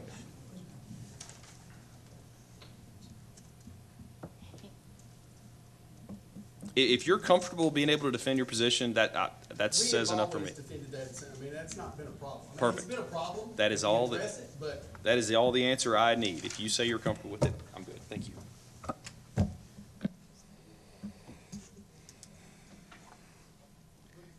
And we will be on Facebook over that one, because it's already happened that, that the Facebook deal has already been hit over leggings and yoga pants and all that work. Students have challenged it, and it gets ugly, but.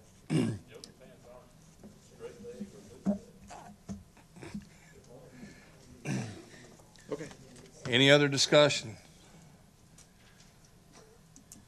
All right, it looks like we are ready to vote on the motion, and the second is this policy as written with the changes that Ms. Hargrove has collected from the board and went back over with us.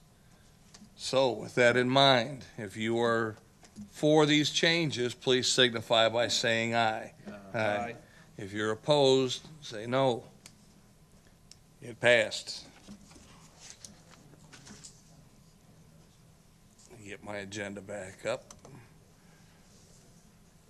All right, next on the agenda is 1.600 school board meetings.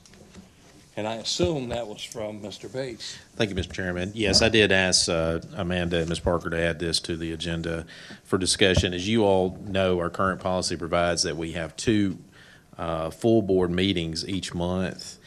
And as we discussed after the retreat, on a trial basis, we've moved things around a little bit to see how things might work. The first normal time for a full board meeting, we've been having our facilities meeting. So Mr. Moore has been conducting the facilities committee meeting during that time slot. And we've just been having one regular board meeting each month in the second slot. And again, that was, we've just been doing that on a trial basis. And as I discussed with you all, after we did it for a trial basis, I wanted to get feedback from you all to see whether you all like that particular structure of having our meetings, or if maybe you don't. Maybe you want to go back to the way that things are existing under our current policy. If you all like what we've been doing on a trial basis, then I would propose that we make that a permanent change in our policy.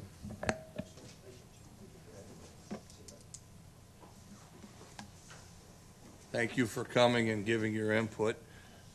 Thank y'all. Mr. Moore? Yes. Thank you, Mr. Bates, for that. I know, I have 2 points I want to make about the changes. I do like the changes for the most part.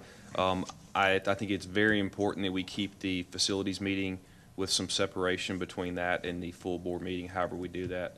I think for both public notice and to be able to catch some things that in the past have come close to maybe messing us up numbers-wise on facilities. So I think whatever separation we need to do to keep that. The only other thing I would like to bring up, and again, it may not be possible, I know, and I brought this up in the past, is if it at all possible to have our meetings where they don't coincide with the county commission meetings.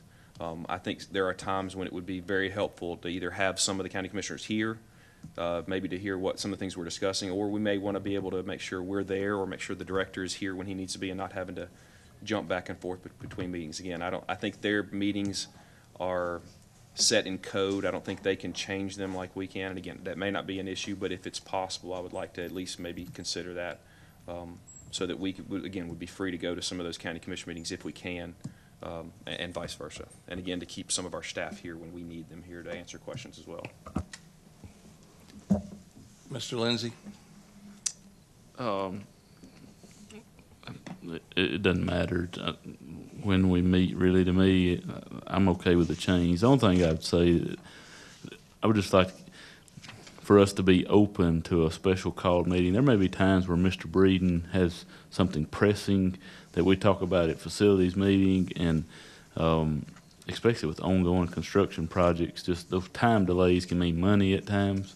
So if it's something that he needs us to take action on quickly, I want us to be able to remember and utilize that special call meeting, or the ability to have one if he needs that moving forward. But the only thing I would say about, I don't have a problem if we set them up where they're not, our meetings don't coincide with county commission meetings. I'm fine with that, but I would like for us to stick to something. And the reason I say that is a selfish reason. I got way too much going on in my life, and I understand that, and that's my fault. But I kind of set my schedule around these, and then if I set my schedule to do other things, and then these meetings change, then I'm not able to be here. And so whatever it is irrelevant to me. I just like for us to, and I say that I understand that things come up and things happen. That's understandable, but. I just don't want us to change a facilities meeting because the county commission called a special called budget meeting or something. So that's the only input I have on it. One thing I'd like to say that has come up recently, and something that I've fought for a long time, is I also think that we need to not have meetings on parent-teacher conference nights. I mean, I think that should absolutely be taboo. I do not think that we need administrators here. They need to be in their building. I think that, again, it's a good opportunity for us to go out and walk through the schools and see what's going on. It is a time when there's actually functions going on in the school in the evening, which do or don't always happen. And some of you either do or will have students that you may want to go visit teachers, and not just board members, but we also have backup and support and staff that some of them may need to be out or may choose to go visit, even if your student can be doing great, but it's good to go have that one-on-one contact with the teacher. And you'd be amazed, you walk through, there's a lot of teachers don't see anybody all night long. And it's sad, really, but I think we need to lead as an example and say, those nights are reserved for people being there. And I also want to say that I did hear a comment, I don't know if this is going to come up or not, but I did hear a comment about Wednesday meetings as well. So just want to make sure I mention that, and if there's more comment on that, fine, but not having them on Wednesday. Ms. Parker? I just wanted to say, for the calendar, for the school calendar, when we were making it for the next 2 years, we kept in mind when we normally were meeting. So if we start changing when we meet, it will potentially affect parent-teacher conference nights. But as it currently exists, I don't think that that should be an issue going forward, because that was a consideration that we talked about. Now, we can't avoid everything. When we were talking about it, we talked about basketball games and whatnot. That's unavoidable. But parent-teacher conference nights were definitely considered, and if we start deviating from the schedule that we currently have, we're probably going to run into those issues. So just wanted to make that clear. Well, and I understand that, the calendar is what it is, but we have control over when we meet. And if we need to change those, we can say, look, yes, because we do it for other reasons. We would meet here, but it's a holiday, so we're going to meet over here. And I think we can treat parent-teacher conference the same way. So, any other comments? Mr. Bates? So I guess procedurally, what I'd like to do, let's kind of take this step by step. What I would first propose is for us to make a permanent change to our policy so that we would eliminate the first full board meeting, and in that slot, we would have the facilities committee meeting. And so the end result would be we would only have one regular meeting every month per policy. And as Mr. Lindsay said, we can have special call meetings if necessary, if we need to catch up on some things, if things of an urgent nature come up. So that would be my motion to make that change. And then after we address that, then we can then tackle the issue, do we want to make a change as far as the days of the week or that sort of thing. So that would be my motion, is to make that one change. Okay, so we have a motion and a second to have our regular meeting towards the end of the month and the facilities meeting take place of the regular school board meeting towards the beginning of the month. Any further discussion? Can we get more specific? The first of the month, are we saying second Thursday or first Monday or what? We're making moves, but we're not giving any specifics about what those moves are.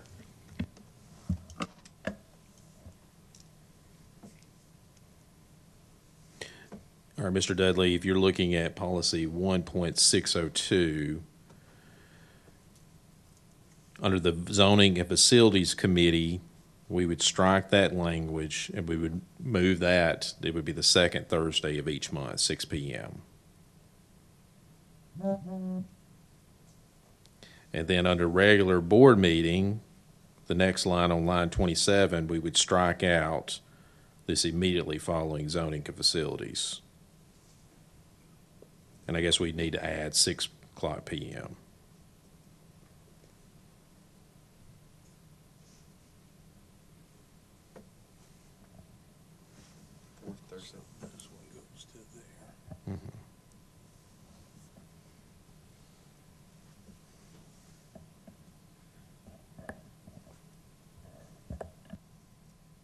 And there would only be one regular board meeting listed.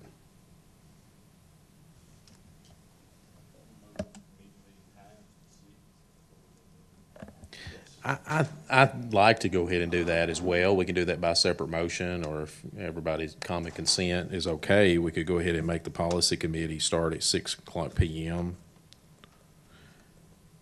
And I would personally, I'd like to start earlier, but I understand that conflicts, the 5 o'clock p.m. conflicts a lot of people's work schedule, so I'm certainly okay with that.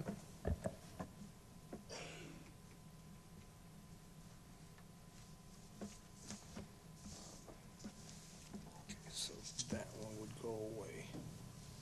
That one would go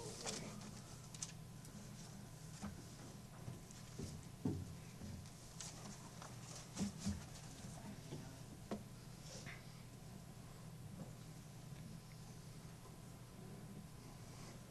Mr. Morrison.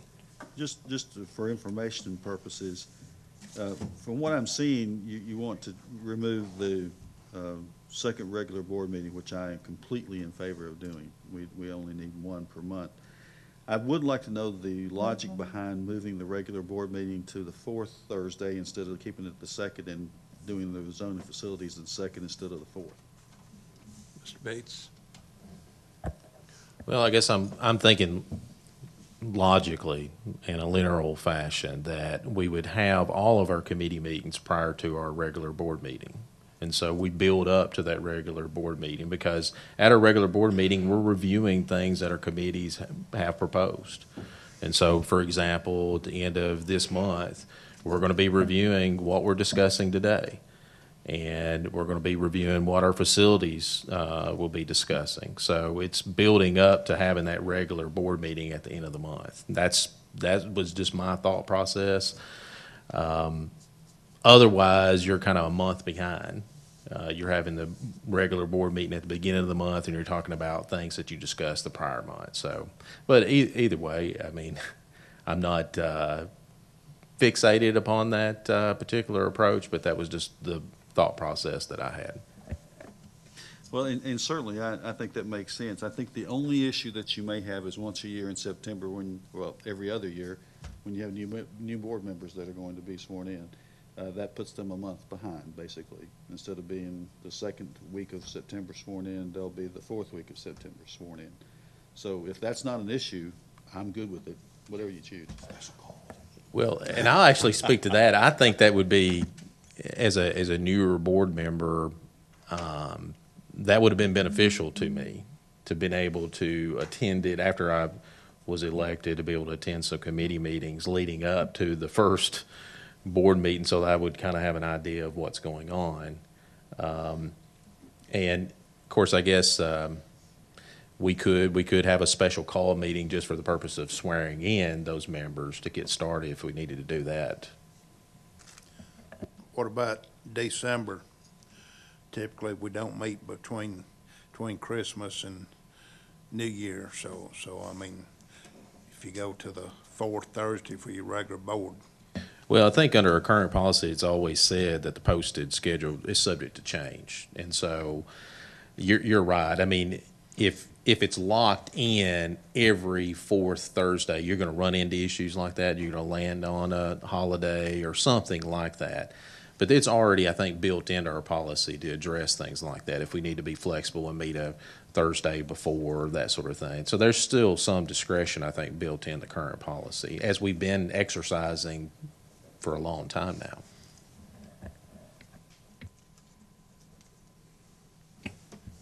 And I know go ahead, Mr. Lindsay. I was just going to say that I think that for the most part, it'll help us expedite things that have to go to the commission, because right now, if we vote on them on the second Thursday, then a lot of times we miss that administration committee meeting, so we have to, let's just say we do that in January. We won't be able to go to the admin committee to February, so it would be, like 6 weeks from the time we act on something that maybe the county commission acts on it.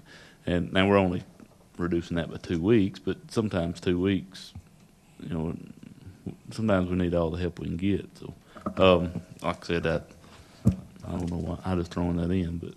So you're saying, which way are you saying would be, think would be better? I think it would expedite it with the changes that if we meet at the end of the month, it basically, the county commission, the full commission meets the third Monday of the month. So if we met the fourth Thursday, then we've got, a 3 to 4 week period there that for them to take care of their business. If we meet on the second, then we're just adding 2 weeks to that. So now it turns into a 5 or 6 week lapse from the time we do something until they do it. And I'm thinking about, whenever we pass that we want to do some project or we want to take money out of fund balance, there's a long gap in there that sometimes time is precious to us.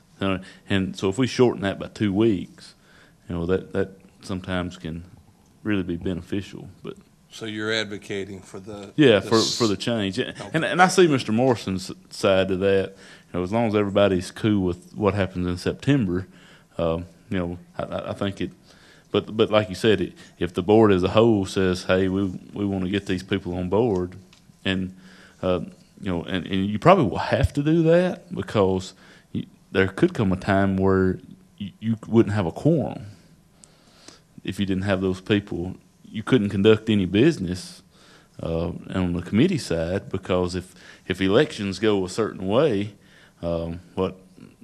not this time, but the next time, when the odd ones come up, if you had 6 people roll over, then you would wind up with only 5 people on the board, because your term ends August 31st. So that may be something, you know. I don't think that we gotta put that in policy, but that may be something to just keep in mind, that every September, before our committee meetings start, you got to get these people sworn in so that you can even conduct business. And I see your point that, you know, I was like you. Well, I say that, I shouldn't put you in this boat, but the first school board meeting I ever attended was when I sat in this chair. It's kind of shameful, but I was really thrown in the fire. But you may have to go on and do that just where you can conduct business that month. And I don't mean to be, but I was going to make a comment about the board members having time to see what's going on. The beauty of public meetings is, hopefully, I would like for people to come and experience board meetings before they even decide to run, let alone, because and I don't have to tell you up here, it's a lot different. You sit out there and watch. When you come up here, it's a lot different. And so, you know, it is a big change, but.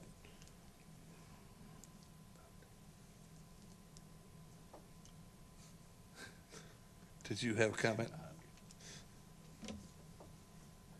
Oh, well then. He's calling for the question. Okay, you're allowed to say that. Okay, so we have a motion, we have a second. The motion is to make the changes to the meetings, and my paper disappeared. You know, people need to be careful calling for the question, because if they call for the question, you have to have a second for that. You have to vote. Yes, and then you got to vote. Before you can vote on the motion. 2/3. Yeah. But he's okay to nudge me and say, well, he was motioning. Okay, so the motion's going to be that we go through and have the zoning and facilities meeting on the second Thursday of each month at 6, the regular board meeting the fourth Thursday each month at 6, understanding there may be some need for variations there. And are we going through policies, or is that, you want to do that separate? Well, and policy will be Okay, 6 policy will be 6 PM and the first Monday of each month. The rest of these stay as written. Okay, so that's the motion. All in favor of the motion, say aye. Aye. All opposed? Okay, that one passes. On to, Well, Mr. Moore, do you want to bring up making a change of the date, whether Thursday or a different day of the week? Okay with that. Okay. Well, I don't know if it's worth discussing. I mean, what Mr. Bates was bringing up was proposing a change to the date, which we kind of already just voted on the date, so I would assume we would leave it alone. I think we just agreed that we would do it on the Thursday, if I'm not mistaken. Well, procedurally, I just kind of want to do one thing at a time. If you want to make an additional revision, as far as what our proposed change to the full board would be, you could do that. I know you mentioned trying not to conflict with the commissioner's I think schedule. I'm okay with it, unless somebody wants to change it specifically. I'm okay with leaving it as is for now.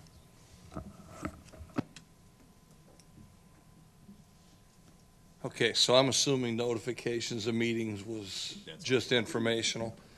We have dropped the discussion of the board self-exam, so that takes us down to discussion of TSBA policy services. Sorry, we do need to change the language in 1.600.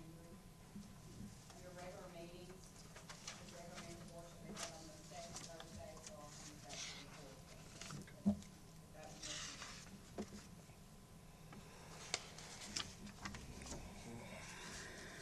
That's not in here, it's on here. Well, unless it's out of order in here. Here it is, it's out of order. Okay. I'm sorry, what was that? 1.600 Hmm. on